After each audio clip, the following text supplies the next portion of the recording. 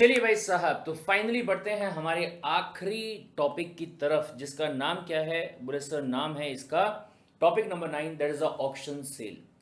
Sir, auction आपने शायद देखा भी होगा, आपने शायद इसके बारे में सुना भी होगा, नहीं तो भी कम से कम मूवीज वगैरह जो होती है उसमें तो आपने पक्का देखा ही होगा। एक मूवी थी जिसका नाम क्या था, वेलकम है।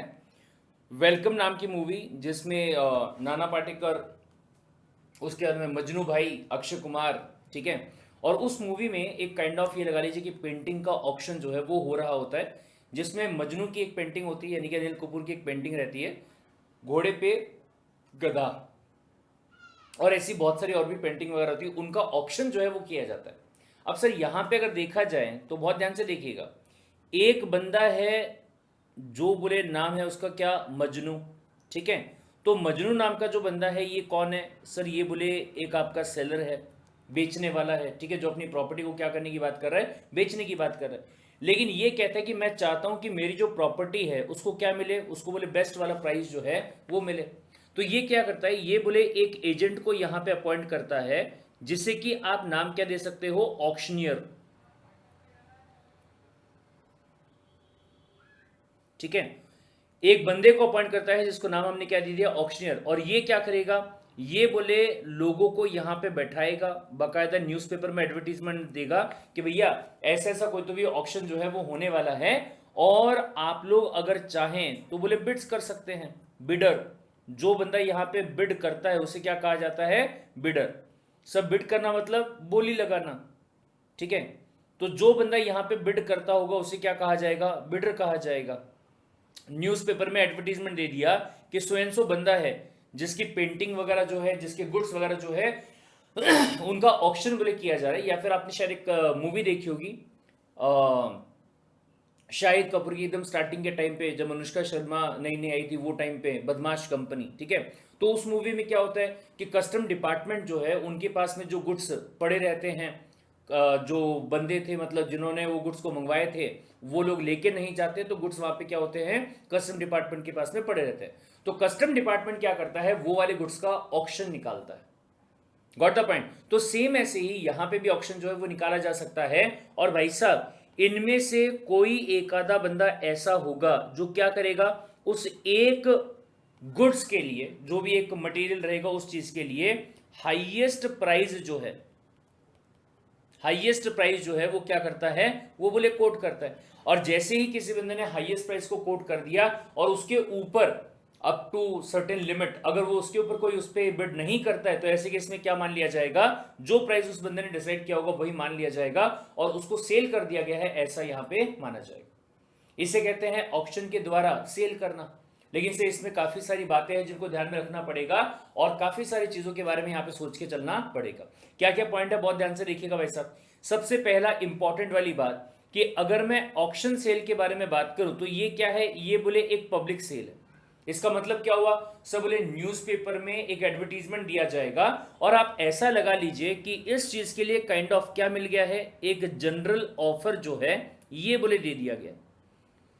कोई स्पेसिफिक ऑफर नहीं है, ऐसा नहीं है कि भाई सब आप ही को ये ऑफर है और आप आके क्या कर सकते हो, बिडिंग कर सकते हो। एक बंदा क्या बिडिंग करेगा भाई, ये ओपन है, बोले आम जनता के लिए ओपन है। कोई भी बंदा जो ये चीज को परचेस करना चाहता होगा वो बोले ऑप्शन में आ सकता है, बिडिंग कर सकता है। और अगर आपने हाईएस्ट बिड कर दिया तो ऐसे केस में क्या होगा, वो चीज का मालिक आपको मान लिया जाएगा, सेल जो है वो आपके साथ में यहाँ पे किया जाएगा।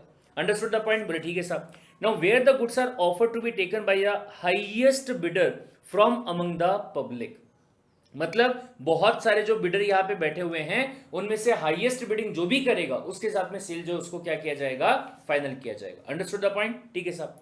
Now according to the usual practice, जो यूजुअली मार्केट में होता है उसके हिसाब से अगर बात की जाए, तो प्रपोज्ड ऑक्शन जो होगा इसको एडवर्टाइज किया जाएगा। इसके बारे में बोले सबसे पहली बात तो न्यूज़पेपर में दे दिया जाए, या फिर अगर आपको लगता है कि टीवी वगैरह में एडवर्टीजमेंट देना चाहिए तो वो भी आप कर सकते हैं, ताकि लोगों को इसके बारे में क्या होगा, पता होगा। थोड़ा सा उसमें क्या करेंगे आप उसमें थोड़ा सा डिस्क्रिप्शन दे देंगे, कौन सी चीजों का ऑक्शन करने की बात कर रहे हैं, और जिस चीज का आप ऑक्शन करने की बात कर रहे हो उसकी खासियत क्या है, कौन सी चीज है वो ऐसी जिसके बारे में आपको लगता है कि एक नहीं बल्कि एक से भी ज्यादा लोग वहां पे परचेस करने के लिए आ जाएंगे, ऐसी कौन सी चीज है बोले, ठीक है। तो वो आप वहां पे बता देंगे। Brief description of the subject matter of the sale date कौन सा होगा जिस दिन ऑक्शन किया जा रहा होगा, कौन से टाइम पे होने वाला है, जगह जो है वो बोले कौन सी रहेगी, उसके बारे में आपको बताना रहेगा। And name of the person from हुम होना चाहिए ये। फर्दर इंफॉर्मेशन में बी ऑब्टेन्ड, अगर इसके ऊपर आपको इन्फॉर्मेशन चाहिए तो वो कहां से मिल सकती है, कौन वो रिस्पॉन्सिबल बंदा रहेगा, उसका फोन नंबर या उसका एड्रेस जो है वो आपको वहां पे क्या करना होगा, प्रोवाइड करना होगा। अंडरस्टूड द पॉइंट, ठीक है साहब। The auctioneer prepares catalogue of the goods, ये भी बनाना पड़ेगा सर, ताकि ये पता चले अगर एक से ज्यादा गुड्स होंगे, अगर एक ही मटेरियल है बात ही खत्म हो गई, लेकिन एक से ज्यादा गुड्स अगर हैं तो ऐसे केस में क्या करना होगा, कैटलॉग बनाना होगा, statements of the terms and the condition and make them available to the public, ताकि सब पता रहे पहले से कि भाई साहब देखो सो एंड सो कंडीशंस आपको कंप्लाई करनी पड़ेगी अगर आप ऑक्शन के अंदर पार्टिसिपेट करने की बात करते हैं। और ऐसा नहीं होना चाहिए आपने बोला चलो देख के आते, बोले मूवीज में देखा था कैसा होता है ऑक्शन वगैरह, हो सकता है मजाक मजाक में काफी सारे लोग आ जाए और बोली लगाना स्टार्ट कर दे, 1 करोड़ 1, 5 करोड़ 15 करोड़ 20 करोड़ बोली लगाना स्टार्ट कर दिया, ठीक है। तो सारे टर्म्स एंड कंडीशन वहां पे लिखे हुए रहेंगे कि अगर आप उस चीज में बोली लगाते हो तो कौन सी चीज में आपकी बोली जो है वो फाइनल मानी जाएगी, और अगर गलती से आपने गलत बोली वगैरह लगा दी तो क्या आपकी जो बोली है उसको कैंसिल भी किया जा सकता है क्या, ठीक है। सारी बातें जो होंगी वो वहां पे क्या रहेंगी, क्लियर रहेंगी। Sometimes the terms and the conditions of the auctions are displayed at the place of auction also, एक बोर्ड वहां पे लगा दिया जाएगा, उस पे बता दिया जाएगा कि देख लो भाई साहब, हो सकता है आपने कैटलॉग पढ़ा होगा या फिर कैटलॉग देने की जरूरत ही नहीं थी, थोड़े बहुत टर्म्स एंड कंडीशंस है उसके बारे में यहां भी बता देता हूं, बोले मैं आपको, ये भी हो सकता है, ठीक है। On the appointed date and time and place the auctioneer put up the lots of goods to be sold, जितने भी गुड्स होंगे जिनको बेचने वाले हैं वो बोले वहां पे रख दिए जाएंगे कि देख लो भाई साहब ये वाली चीज है, ठीक है। Then he invites bids for every lot from the people assembled at the place of auction, जो भी बिडर्स रहेंगे उनको बोला जाएगा कि करो भैया बिडिंग, ठीक है। He announces every bid made by the people and induces them to make the bids of a higher price, ताकि भाई साहब सेलर ने आपको अपॉइंट किया है, काय को अपॉइंट किया कि आप मैक्सिमम प्राइस जो है वो बिकवा के दोगे, है मैक्सिमम प्राइस जो है वो बोले आप यहां पे लेके दोगे, ऐसा सेलर को आपके ऊपर भरोसा था इसलिए आपको अपॉइंट किया गया, अदरवाइज किसी और को अपॉइंट कर लेता, ठीक है। तो वो बोलते ना 1001, 1002, 1003 वगैरह वगैरह वगैरह, ऐसा वहां पे आपको बोलना है। When the auctioneer finds any bid reasonable, जब ऑक्शनर को लगता है कि इसके आगे और कुछ हो नहीं सकता है करके, and according to the directions of the seller or equal to or more than the reserve price, seller बोलता है कि भाई साहब, अच्छा ध्यान से, रिजर्व प्राइस जो है उसको एक नाम और दिया जा सकता है upset price. Upset price reserve price एक ही मतलब है। सेलर ने कहा देख मेरे भाई मैं ना अपना मोबाइल बेच रहा हूं और पुराने जमाने का मोबाइल है, बोले मैं चाहता हूं इसका ऑक्शन किया जाए और उसके जरिए इसको बेचा जाए, ठीक है। मेरे को बोले इसके 2 लाख रुपए अगर मिल जाए ना वो काफी है, बोले कम से कम इतना पैसा तो भी मिलना ही चाहिए। अगर कोई बंदा 2 लाख रुपए से नीचे का प्राइस कोट कर रहा होगा तो उसको मना कर देना और थोड़ा आगे बढ़ जाना, गॉट द पॉइंट। कम से कम 2 लाख जो है वो तो बोले आ ही जाने चाहिए, ऐसा किसने कहा, सेलर ने कहा। तो अगर उसके आसपास का प्राइस भी आ गया होगा तो सेलर से वापस कंफर्म कर लेगा कि भैया देख सामने वाला बंदा 2 लाख पे तो नहीं आया लेकिन 1.9 पे अगर आ गया है तो तू बता दे इसको करना है कि नहीं करना है। अगर तू बोलता है नहीं थोड़ा और वेट करो तो सोच ले भाई साहब, आखिरी बंदा जो जिसने 1.9 लाख का भी कोट किया होगा अगर उसने भी मना कर दिया कि नहीं मेरा भी मूड नहीं है 1.9 में भी लेने का, मेरे को अब महंगा लग रहा है, तो अब क्या करेंगे फिर, गॉट द पॉइंट। चलिए ठीक है साहब। If any he may accepted, he accepts और नॉक्स डाउन, ये ध्यान से भाई साहब, ऑक्शन में जो यूजुअल फंडा होता है वो ये होता है कि जो ऑक्शन करवाने वाला एजेंट रहेगा उसके हाथ में एक हथौड़ा रहेगा, जैसे जज के हाथ में होता है कोर्ट वगैरह में, ठीक है। और वो उस हैमर को नीचे मारेगा 1, 2 और 3, जैसे ही तीसरी बार मारा वैसे ही क्या हो जाएगा, आपका ऑक्शन जो है वो हो चुका है, मतलब ये पर्टिकुलर चीज को लेके डील हो चुकी है, सेल जो है वो फाइनल हो चुका है, आपको यहाँ पे ओनर बना दिया गया है। इसका मतलब ये हुआ कि अब आपको पैसा जो है वो क्या करना पड़ेगा, पे करना पड़ेगा। हालांकि ये भी हो सकता है कि हैमर वाला फंडा ना हो और ऐसा कुछ बोला जाए कि 1, 2 और 3 गया बोले, ठीक है। या फिर जैसे यहां पे बोला हुआ देखिए, the highest bid by striking with his hammer और by any other approved method, कुछ और भी हो सकता है, घंटी बजा के भी हो सकता है। कोई बोले राजा महाराजा को कोई तो भी महल वगैरह था, वहां पे बड़ा सारा बोले थाल लगा हुआ था या बड़ा सारा घंटा लगा हुआ था, वो बजाना था बोले, ऐसा भी हो सकता है, ठीक है। फिर उसके बाद में example bye pronouncing the word 1 2 3 या फिर गोइंग गोइंग एंड गॉन, जैसे ही बोला गॉन वैसे ही क्या हो गया, सेल जो है वो हो चुका है, ऐसा मान लिया जाएगा। With the knockdown the contract of sale is completed, before the knockdown any bidder may retract his bid, मतलब इसके पहले कि नॉकडाउन होता 1 2 3 होता 3 होने के पहले आपने बोला sorry sorry sorry by mistake मुझसे निकल गया, आप उसको क्या कर सकते हो, हटा सकते हो। जो आपने बिडिंग किया था आप उसको इग्नोर भी कर सकते हो नॉकडाउन होने के पहले, यानी कि सेल होने के पहले, ठीक है। Similarly the auctioneer may reserve a right even to reject the highest bid, ये भी पॉसिबल है। ऑक्शनर बोलता है मेरे को नहीं बेचना भाई साहब, नहीं तुम्हारी बिडिंग नहीं लेके चल रहा, बोले मैं मानता ही नहीं हूं, क्यों, मेरे को भरोसा नहीं कि तुम ये चीज को परचेज कर सकते हो, या वट एवर द केस में भी, ठीक है। Next point, rules of the auction sale, कुछ बातें जो यहां पे ध्यान देनी पड़ेंगी। सबसे पहली बात, यहां पे सेल जो होगा ये बाय लॉट होगा, मतलब एक भी चीज हो सकती है, एक से ज्यादा भी हो सकती है, लेकिन ध्यान से देखिएगा। सब बोले in case of sale by auction where the goods are put for the sale in lot, each lot is prima facie deemed to be a subject matter. हर एक के लिए अलग अलग ऑक्शन जो है वो बोले आपको करवाना पड़ेगा, सेपरेट कॉन्ट्रैक्ट ऑफ सेल जो है वो यहां पे माना जाएगा, ठीक है। सेल कब कंप्लीट होगा, जब बोले वो अनाउंस करता है it's completion by the fall of hammer और अदर अप्रूव्ड मेथड, उसके पहले सेल नहीं माना जाएगा। उसके पहले अगर आप चाहे तो ये कह सकते हैं मेरे से तो गलती हो गई, मेरे तो मुंह से निकल गई, ऐसा बोल सकते हैं आप, ठीक है साहब। नेक्स्ट पॉइंट, कभी कभार ऐसा भी हो सकता है जब ऑक्शनर को लग रहा है कि हो सकता है कि बिडर्स जो है वो टाइम पास वाले आ रहे हैं, ठीक है, तो ये भी कहा जा सकता है कि अगर आपको बिडर बनना है, अगर आपको ये ऑक्शन में बिडिंग करना है, तो आपको क्या करना होगा, एक सिक्योरिटी अमाउंट जो है वो डिपॉजिट करना होगा। मतलब वैसे देखा जाए तो चीज जो है वो बोले 10,000 रुपए की है, एक काम करो आप ना 5,000 रुपए जो है वो डिपॉजिट करवा दो, अगर सेल आपका हो जाता है तो रिमेनिंग जो अमाउंट रहेगा जो भी बिडिंग में होता है वो अमाउंट आपको पे करना होगा। लेकिन अगर मान लीजिए आपसे ज्यादा किसी और ने बिड कर दिया और कोई और अगर उस चीज का मालिक बनता है, तो जो पैसा आपने डिपॉजिट किया था वो पैसा आपको वापस मिल जाएगा, एज सिंपल एज दैट। क्या कहता है भाई साहब, sometimes the conditions of the sale by auction requires the deposit of security amount by the bidders. In such a case, every bidder is bound to deposit the security before he makes a bid in the auction, ताकि ये समझ में आए कि bidding करने के लिए सही में आप सीरियस हो भी या टाइम पास करने आ रहे हो, ठीक है। नेक्स्ट पॉइंट, ऑक्शन सेल जो है ये बोले आपका कंडीशनल भी हो सकता है और या फिर ये बोले आपका अनकंडीशनल भी हो सकता है। जैसे वो संयमवर में होता है ना भाई साहब, बोले राजा की बेटी का संयमवर है तो सामने वाला जो भी बंदा रहेगा वो किसी न किसी सल्तनत का राजा होना चाहिए। सेम ऐसी कोई कंडीशन जो है वो आप ऑक्शन में भी लगा सकते हो भाई साहब, नॉट एग्जैक्टली ये वाली, कोई और कंडीशन आप यहां पे लगा सकते हो। गॉट द पॉइंट, ठीक है। नाउ ध्यान से, if the auction sale is conditional the sale is not complete until the condition is satisfied. कई बार ऐसा हो सकता है भाई साहब, मान लीजिए कोई मराठा परिवार जो है उनके पास में कोई पुरानी पुश्तैनी तलवार वगैरह होगी, ऐसी कोई चीज होगी, उसने कहा कि मैं इस चीज को बेचना चाहता हूं, लेकिन जो भी बंदा इसको खरीदने की बात कर रहा है वो मराठा होना चाहिए। गॉट द पॉइंट, मुस्लिम है तो मुस्लिम होना चाहिए, हिंदू है तो हिंदू होना चाहिए, ऐसी कंडीशन डाल सकते हैं, राइट, ताकि वो ये चाहता है कि भैया मेरा जो वंश रहेगा उसी के हिसाब से आगे बढ़े, मेरे ही जाति में रहे, मेरे ही क्या बोलेंगे कल्चर के अंदर ये चीज क्या है कंटिन्यूड हो, ऐसा भी हो सकता है, ठीक है।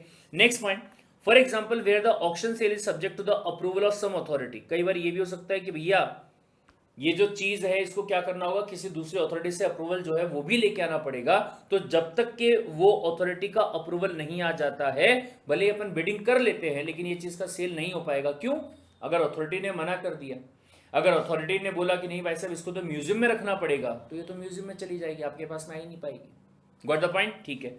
The bidder can withdraw his bid before such approval in spite of the fact that bid as provisionally accepted.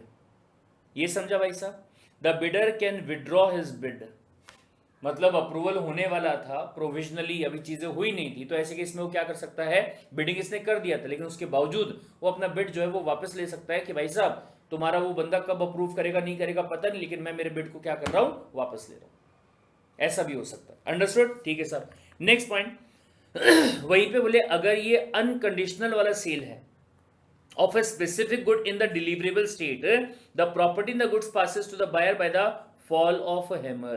मतलब अगर कोई फर्दर कंडीशन यहाँ पे रहने वाली नहीं है दूसरी बात, अगर जो गुड्स हैं वो स्पेसिफिक वाले हैं, पहले से डिसाइड हो चुका है कि कौन से गुड्स की बात आप कर रहे हो, और जो गुड्स की बात आप कर रहे हो वो कौन से स्टेट में है, डिलीवरेबल स्टेट में, उसमें कुछ और करना ही नहीं है भाई साहब। जैसे ही हैमर को पटका या जैसे ही जो अप्रूव्ड मेथड था वो मेथड को आपने कर दिया, तो वैसे ही क्या मान लिया जाएगा, सेल जो है वो मान लिया जाएगा।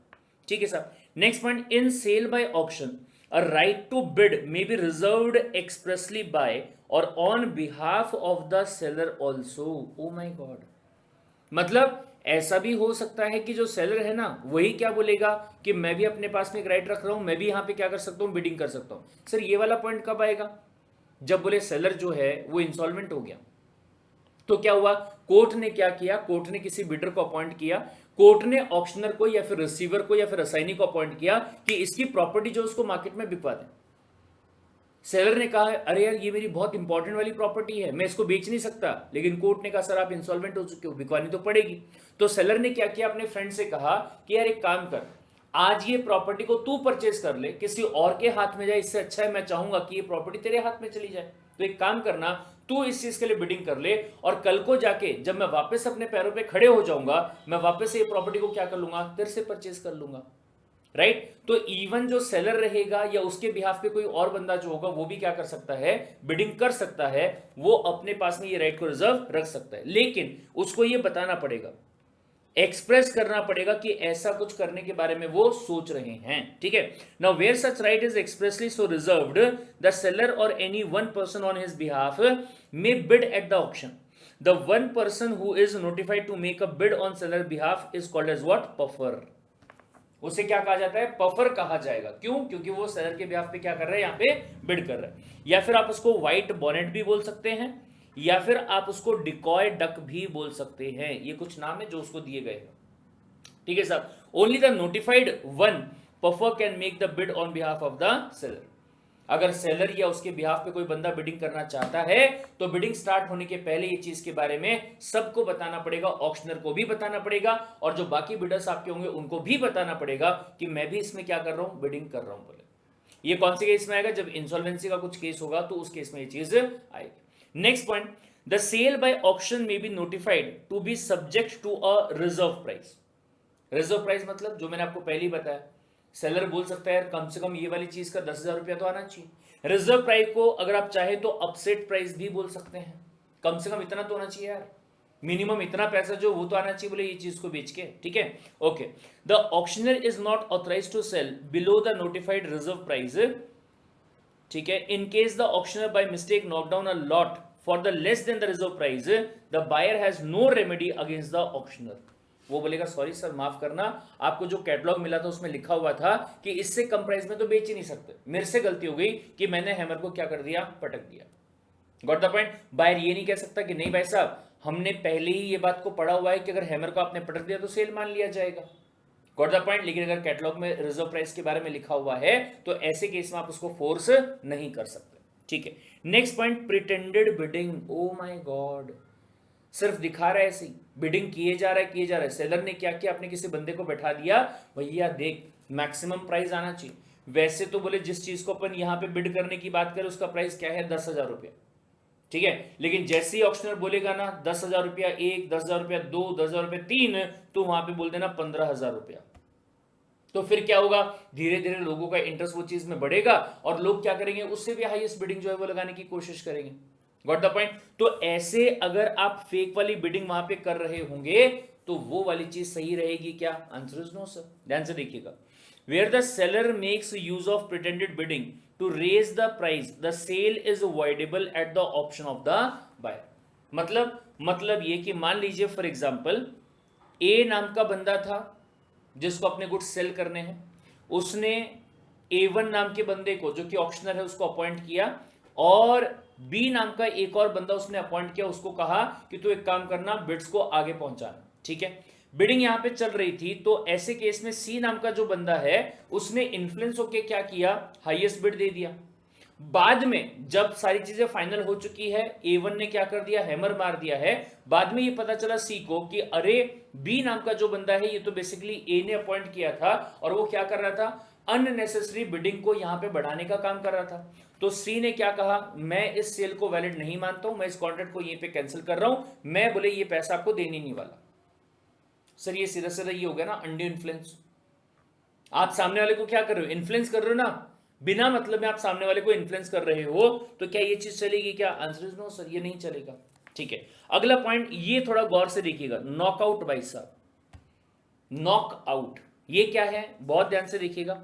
सर बोले ए नाम का बंदा है जो कि अपनी कोई तो भी चीज के लिए क्या करवा रहा है, ये बोले ऑक्शन करवा रहा है, ठीक है। लेकिन ये वाली चीज के लिए already 1 2 3 4 5 bidder 1, bidder 2, bidder 3, bidder 4 और बिडर 5, ये 5 लोग आके बैठ गए, ठीक है। अब ये 5 लोगों में से 4 लोग ऐसे हैं जो एक दूसरे को जानते हैं एंड दे आर लाइक कि यार एक काम करते हैं ना, ऑक्शन करके पहले ये वाली चीज को अपन अपने पास में ले लेते हैं और फिर उसको क्या करेंगे, अपन 4 टुकड़ों में डिवाइड कर लेंगे, अगर वो डिवाइड करने वाली चीज है या फिर अगर वो एंजॉय करने वाली चीज है तो।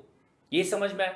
और सर ऐसा करने से क्या होगा, बोले इतना कंफर्म हो जाएगा कि जो B5 है ना वो शायद बोले इससे बाहर हो जाएगा। मतलब ये 4 लोगों ने क्या किया, आपस में एक काइंड ऑफ कॉन्ट्रैक्ट बना लिया, वर्बल कॉन्ट्रैक्ट बोल दीजिए आप, ठीक है, या फिर आपस में ऐसा डिसाइड कर लिया कि हम 3 लोग जो हैं ये बिडिंग करने नहीं वाले। कौन बिडिंग करेगा, ये अकेला बंदा बिडिंग करेगा, ये अकेला बंदा बिडिंग करेगा और इसके कंपटीशन में ये बंदा जो रहेगा वो बिडिंग करेगा। बोले भाई साहब ये चारों लोगों में कॉन्ट्रैक्ट हो गया कि इसने जितने भी प्राइस पे बिडिंग किया होगा वो बोले अपन यहाँ पे अलाउ कर देते हैं और उसके हिसाब से अपन बाद में चल के क्या कर लेंगे, अपना सेटलमेंट कर लेंगे, बोले अगर ये चीज अपने पास में आ जाती तो। Understood the point? तो क्या ऐसा करना अलाउड रहेगा क्या? आंसर इज यस सर, कर सकते हैं, कोई दिक्कत वाली बात नहीं। इसे कहते हैं प्लानिंग करना। क्या करना? प्लानिंग करना। सर नॉकआउट करना जो रहेगा ये बोले अलाउड होगा, कोई दिक्कत वाली बात नहीं है। क्या है ये? नॉकआउट या फिर agreement not to bid each other, it is a combination of the persons to prevent the competition among them at an auction. The person joining the combination agree that only one of them shall bid. उन सबके behalf पे एक ही बंदा क्या करेगा, bidding करेगा। Anything obtain by him shall be afterward disposed of privately among themself. बाद में बोले आपस में अपन क्या कर लेंगे, उसको बांट लेंगे, ठीक है। Such combination of the knockout is not illegal, चलेगा, कोई दिक्कत वाली बात नहीं है भैया। हमारी कंपनी है, बोले बदमाश कंपनी की बात कर लीजिए, ठीक है। वैसे कंपनी में 4 लोग थे, उन्होंने कहा यार 2 लोग जाएंगे, जाके बिडिंग करके आ जाएंगे, क्या दिक्कत वाली बात है, तो वो चलेगा, ठीक है। और फिर उसके बाद में लेकिन इसी के अगेंस्ट में, नॉकआउट के अगेंस्ट में एक और चीज है जिसको नाम क्या दिया गया, डैंपिंग। क्या दिया गया? डैंपिंग। सर डैंपिंग मतलब क्या? किसी दूसरे बंदे को इंड्यूस करना, इन्फ्लुएंस करना, डराना, धमकाना, या जहां पे ऑक्शन हो रहा है वहां पे पहुंचने ही ना देना ताकि वो बिडिंग ना कर पाए और चीज जो है वो आपको मिल जाए। इसे नॉकआउट नहीं कहते, इसे क्या कहते हैं, डैंपिंग करना कहते हैं। तो डैंपिंग करना अलाउड होगा क्या? तो आंसर क्या है, नहीं सर, डैंपिंग करना जो है वो कतई आपको अलाउड नहीं होगा। ध्यान से देखिएगा, it is an act by which N intending bidder is dissuaded और डिस्करेज्ड। अरे टाइम पास प्रॉपर्टी है, कहाँ पगला वगला हो गया है क्या? किसी और को भेज दिया वहां पे, उसके पास में जाके उसको बोला कि इसको ना प्रॉपर्टी के बारे में नेगेटिव कर दे पूरा, इसको बोल कोई फायदा नहीं है, टाइम पास वाली प्रॉपर्टी, कहाँ बोले इतना पैसा लगाएगा, इसका जो रिजर्व प्राइस रखा हुआ है वही बहुत बेकार रखा हुआ है, इतना पैसा कौन देगा, वगैरह वगैरह वगैरह। ऐसे अगर आपने किसी को डिसवेट किया, मतलब डिस्करेज, डिसवेट मतलब डिस्करेज, एक ही बात हो गई, ठीक है, ये किया फ्रॉम द बिडिंग, तो उसे क्या कहा जाएगा, डैंपिंग कहा जाएगा, और ये अलाउड नहीं है लॉ के हिसाब से। For example, pointing out the effects in the goods put up for the auction of the sale. Effect बोल दो, डिफेक्ट बोल दो, अच्छा नहीं है बोले ये सामान, बेकार सामान, ठीक है। दूसरा, to take intending bidder away from the place of auction, उसको कहीं दूर लेके चले गए तुम, ताकि उसको पता ही नहीं चले कि यहाँ पे ऑक्शन होने वाला है, या जिस टाइम पे ऑक्शन होने वाला था उस टाइम पे कहीं और लेके चले गए। और तीसरा, to create confusion in the mind of intending bidder as to the real value of the goods put for the sale. भड़का दिया आपने कि अरे यार ये तो उतना वर्थ ही नहीं है, बेकार है, ऐसा है, वैसा है, फलाना है, ढिमका। ये समझ में आया? ये पूरा का पूरा जो था, this is all about what, this is all about the sale of goods act 1930। What the point? I hope कि ये वाली चीज में पूरा का पूरा कंसेप्ट जो है वो आपका क्लियर हो गया होगा। तो मिलते हैं अगले किसी चैप्टर के अंदर, till then take care, bye bye.